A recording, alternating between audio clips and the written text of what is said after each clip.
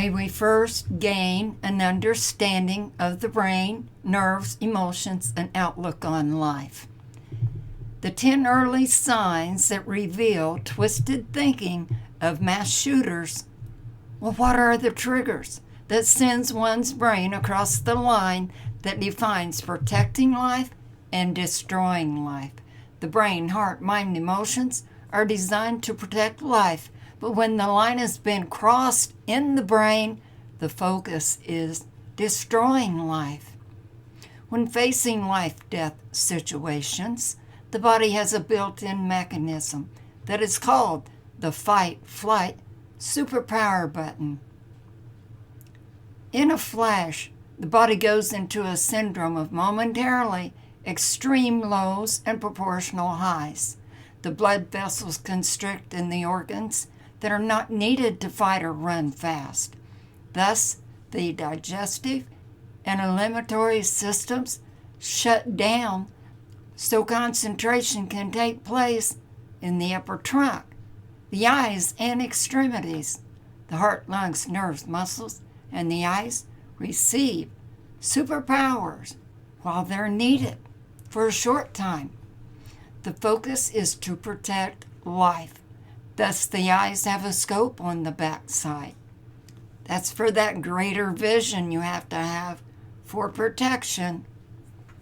When ongoing flooding high-powered hormones mock, the key word here is mock, the fight-flight syndrome, the line that defines life and death, is crossed.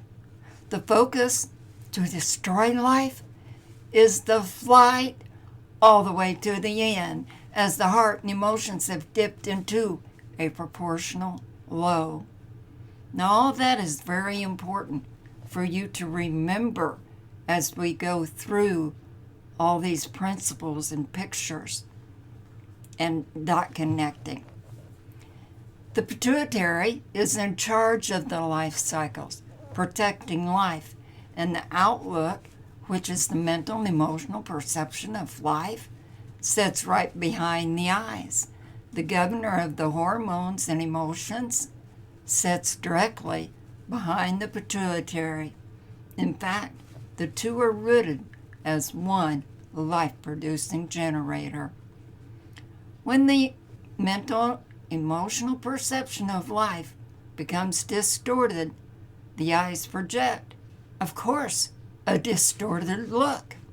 The fight-flight button, without pause or stop, has been on, but the flip side of the message reflects the flight to destroy life. See how that has switched? The extreme lows and highs taking place in the brain are projected as coldness, detachment, no emotions, and the lost meaning of life produces a blank stare expression. Simply, the predominant highs reflect the looks of crazy being wired, hate, aggression, and even eerie looking. 10 early signs that reflect crossing over the line from the flight to protect life to the flight where the fight has become total destruction of life. How do the emotions switch from having no compassion for others' emotional and physical pain? What is missing in a murderer's brain when the line has been crossed? There must be discernment, and not every person is going to fit into the box of absolute. We're providing the likely signs that reflect patterns of a distorted perception of life, where programmed destruction leads to a means to an end. Now, after you watch the video, you're going to know precisely the depth of what that means. Leads to a means to an end. Now we are considering the extremes of the pendulum swing. One may show both extremes and like patterns, where another reveals one dominant set of behavioral patterns. Here are the 10 early signs of the patterns that leads to mass destruction and killing of life. Here is an example of the look of the dominant high and low, the fixed focus. Number 1, a look in the eyes that projects a strange, light, fixed focus. Well, yet they don't have eye contact.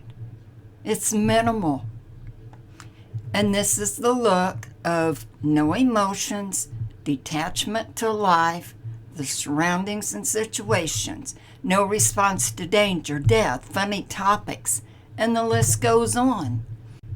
Number 3, history of mind-altering drugs, prescribed and street drugs.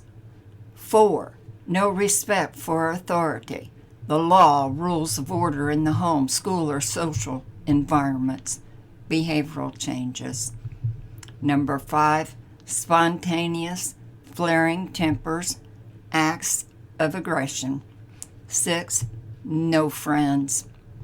7, alone much of the time, quiet, distant, and aloof, draws away from parents and siblings, many times suicidal tendencies. 8, behavioral changes, lack of interest in school, making good grades, changes in dress that displays oddity and distinction. 9, obsession to play, destroy, kill, and conquer, related video games. An unusual drawing and love for the Hollywood movies that show plots of killings and how to carry out the plan of action. That's number 10.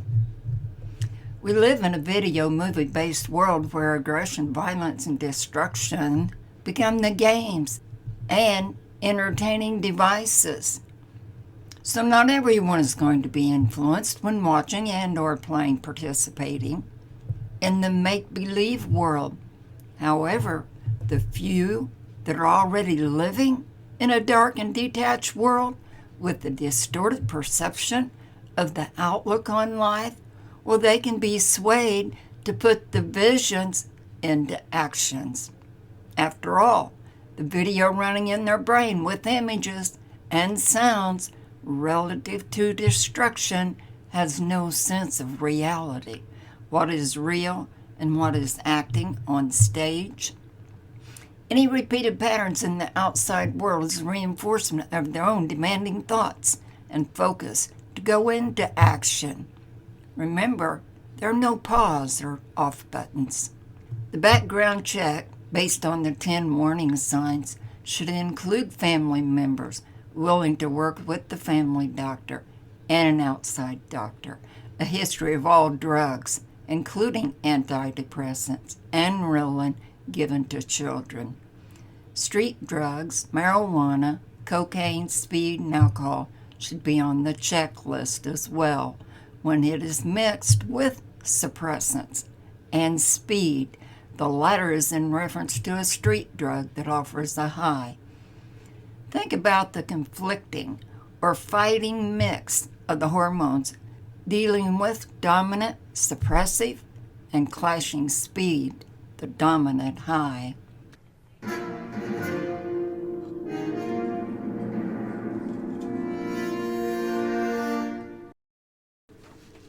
A teacher or two, police, and perhaps girlfriends or close associates from the past, we're looking for the early signs as well, should also be part of the investigative team. A checklist of the Google searches or books and magazines pertaining to the plan of action, details about weapons, etc., should be considered. One of the most telling of hidden feelings and plans is written in a diary. You will see the significance in the case of Nicholas Cruz in the Parkland, Florida school shooting and the Columbine school shooting, where the two partners both kept revealing diaries. Social media has proven to be a significant source to expose feelings intentions, sometimes plan of action, and connections. Now, let's consider what the brain is being controlled by on a daily basis, maybe 2 or 3 times a day. Long-term prescribed medications many times have a rebound since the body is innately, masterfully designed to be balanced. Then if more than one antidepressant is added to the mix, the messages become conflicting. After all, the old or original programming is still in the brain's memory bank. Now, let's add, in some cases, street drugs and or alcohol, and the deadly mix is transcribed by the brain and reactive nerves and hormones as destruction by any means. The ongoing fulfilled transactions finally lead to the action to an end. The ongoing transactions day and night are visually based. The latter is putting an end forever. You're going to see the before and after pics. The headline relating to time says, "What happened from here to there?" There is a significant repeated pattern, the looks that project no emotions, coldness, distance, anger, hate, and revenge, and the loss of the meaning of life, once again, shows in the eyes.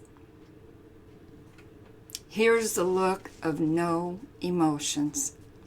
This shooting took place in El Paso. The mother warned the police.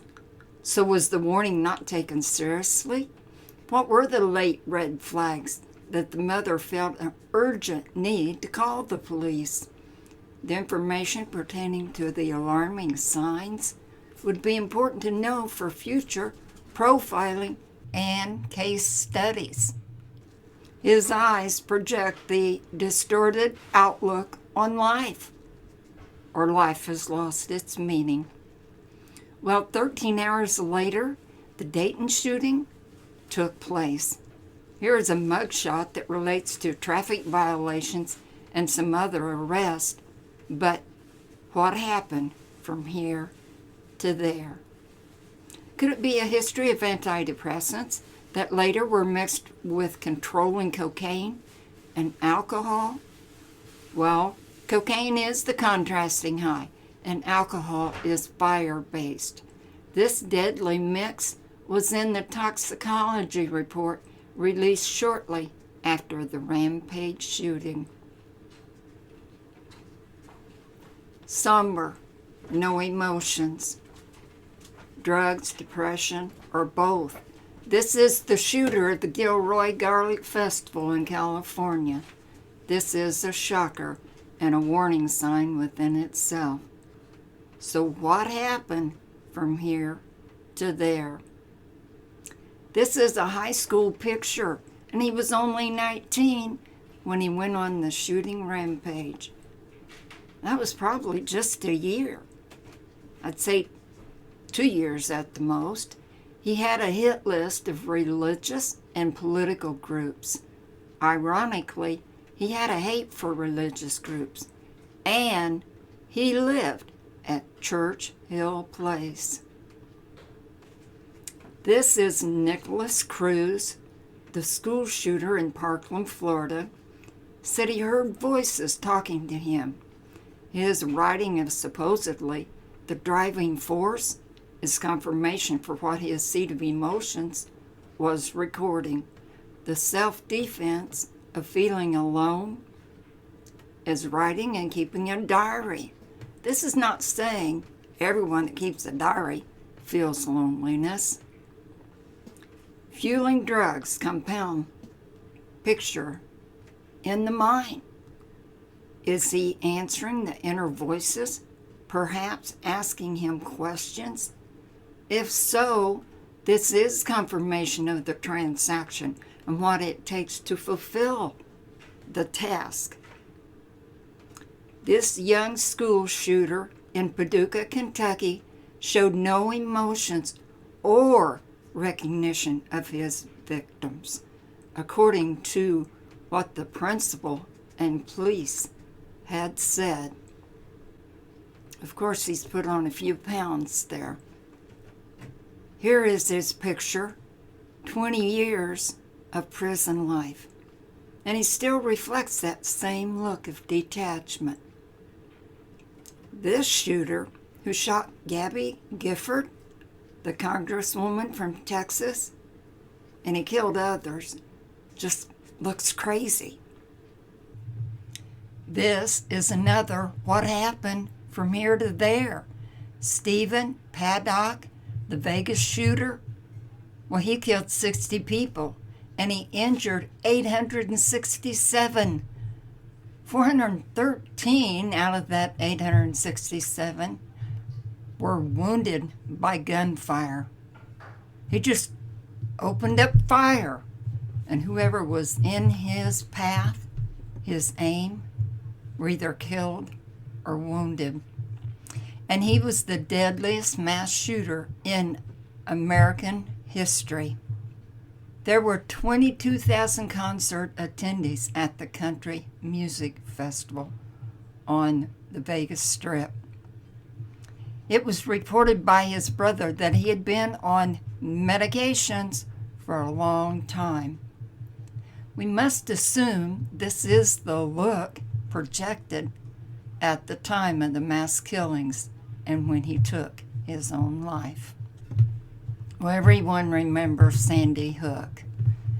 Adam Lanza. Wow, look at this. He looks like he's wired. It's tension that leads to a break. Something must give. Wow. Now we're going to go deeper into his shooting rampage, who also killed his mother before leaving to go to his old elementary school, Sandy Hook, where he killed 20 children and 6 adults before taking his own life. The FBI found he had a history of obsession with online videos based on mass killings. He even did a spreadsheet of previous mass killings. Especially, he was obsessed. I want to use that word again. It's being repeated. With the Columbine killers, Eric Harris and Dylan Klebold. Adam admired their accomplishments. When they're obsessed, they're driven, it's demanding. It's coming from their brain, from the hormones, the nerves, all 5 senses. And it's something they have to do.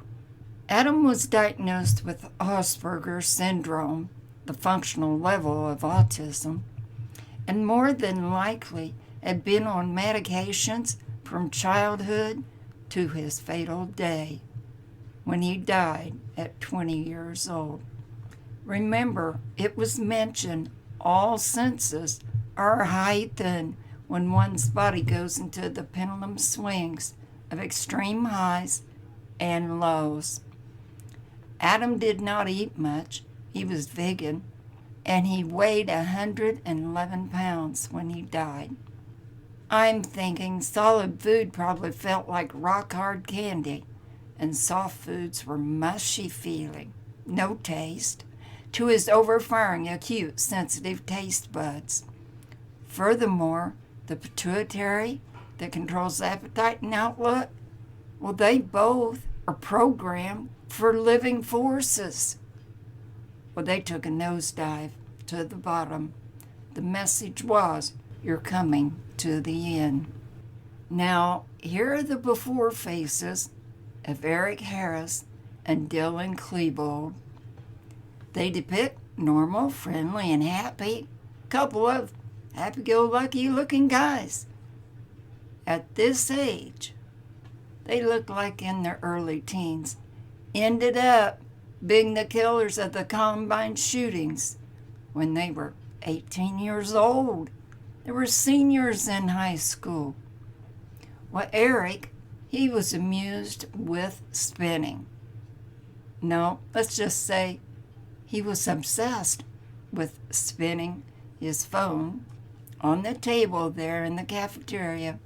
I guess it was quite often. But it elevated his sense of touch, sight, and hearing. It was a driving task completed by his viewing eyes, listening ears, and moving, participating hands.